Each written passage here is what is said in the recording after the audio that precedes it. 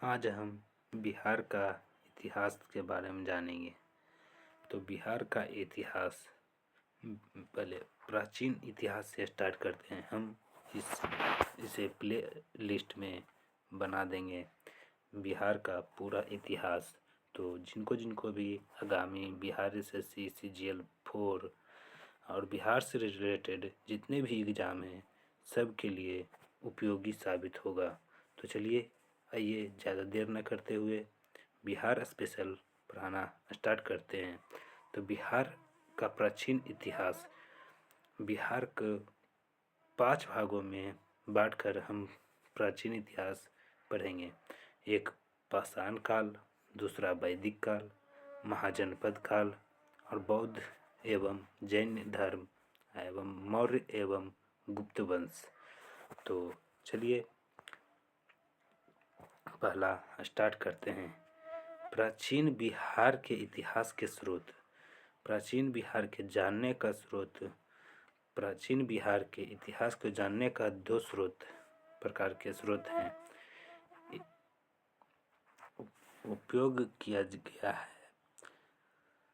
पुरातात्विक स्रोत और साहित्यिक स्रोत। तो पुरातात्विक स्रोत देख लेते हैं। पुरातात्विक स्रोत है पूर्व ऐतिहासिक युग के लिए मुंगेर के चिरांद और सारण में चेचर, वैशाली में है, मनेर पटना में और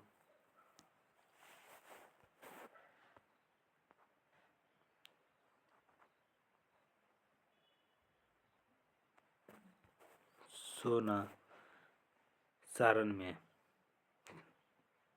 ताम्र प्रकार का वस्तुएं और मृदभांड प्राप्त हुए हैं। मौर्यकालीन अभिलेख लौरिया और नंदनगढ़, लौरिया अरेराज रामपुरवा जो कि पश्चिम चंपारण में है, इसे में यहाँ से प्राप्त हुआ है।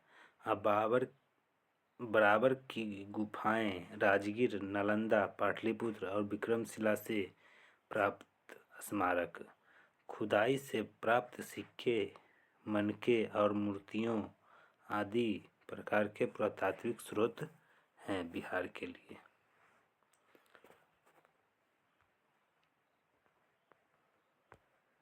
साहित्यिक स्रोत देख लेते हैं।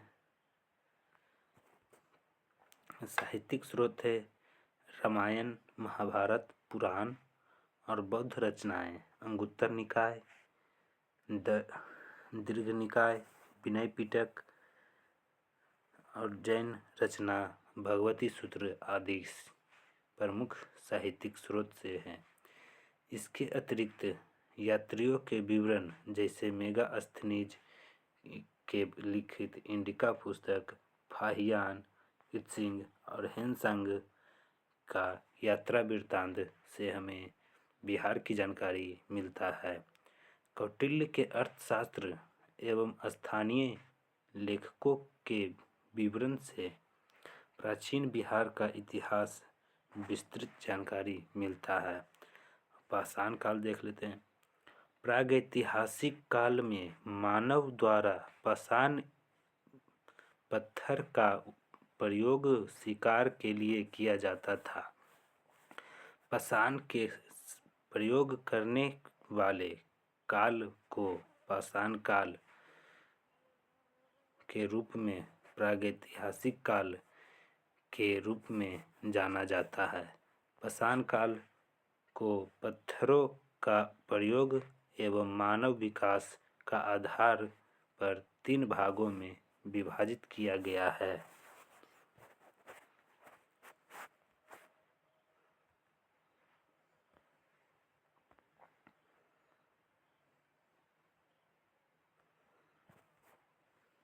पूरा पाषाण काल। इस काल में मानव आखेटक एवं खाद्य संग्राहक था। दक्षिण बिहार में मुंगेर एवं नालंदा से बड़े और खुरदरे पत्थर के कुल्हाड़ी, चाकू, खुरपी आदि प्राप्त हुए हैं। ये अवशेष लगभग 1 लाख वर्ष पुरानी है। मध्यपाषाण काल, इस काल में मानव आखेटक, खाद्य संग्रह एवं पशुपालन लक था। मानव द्वारा पहला पशु पालतू कुत्ता को बनाया गया। दक्षिण बिहार में मुंगेर से छोटे आकार के तेज धार वाले औजार प्राप्त हुए हैं। ये अवशेष लगभग 4000 से 1000 ईस्वी पूर्व के हैं।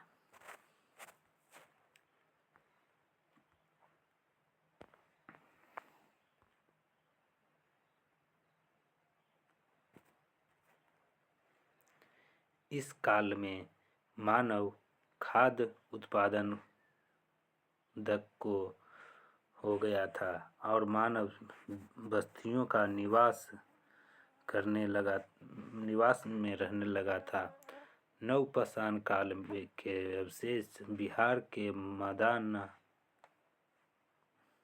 मैदान भागों में मिलता है।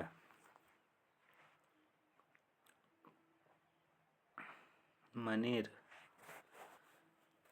यानी कि पटना,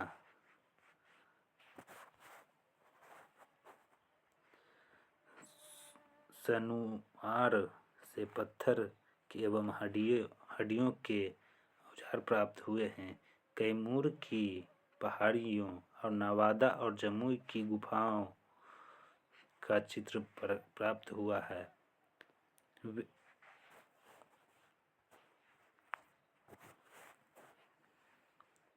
ये अवशेष लगभग 2500 ईस्वी पूर्व के हैं। ताम्रपाषाण काल, चिरांद, सोनपुर, ताराडीह, चेचर, मनेर और सनुआर आदि से ताम्रपाषाण काल के अवशेष मिले हैं। इस काल में पत्थर के औजार के अतिरिक्त ताम्र उपयोग के प्रमाण मिले हैं। ये लगभग 1000 ईस्वी पूर्व के हैं।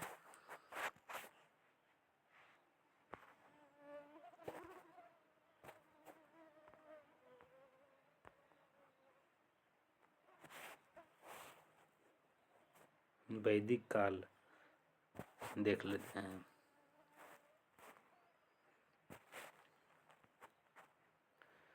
आर्यों द्वारा स्थापित सभ्यता को वैदिक सभ्यता कहते हैं क्योंकि इस सभ्यता का इतिहास वेदों पर आधारित है।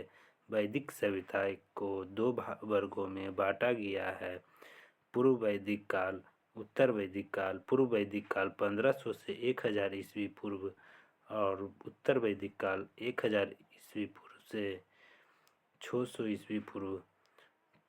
पूर्व वैदिक को ऋग्वैदिक सभ्यता का विस्तार बिहार क्षेत्र में नहीं है।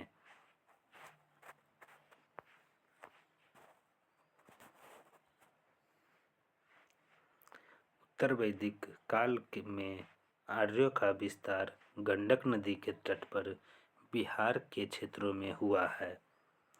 बिहार भौगोलिक क्षेत्र का प्रथम चर्चा शतपथ ब्राह्मण में लगभग 800 ईस्वी पूर्व की रचना में मिलती है। ऋग्वेद में बिहार को कीकट या वात्स्य शब्द से संबोधित करके किया गया है।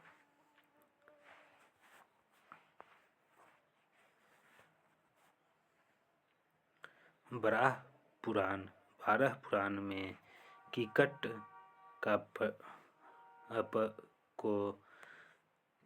का अर्थ होता है अपवित्र प्रदेश कहा गया है।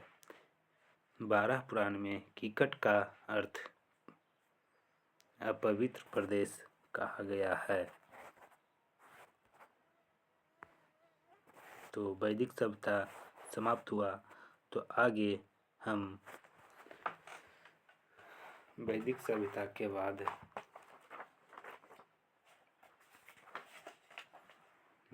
जनपद काल पढ़ेंगे। तो अगला वीडियो देखने के लिए इंतज़ार कीजिए और चैनल को सब्सक्राइब कीजिए।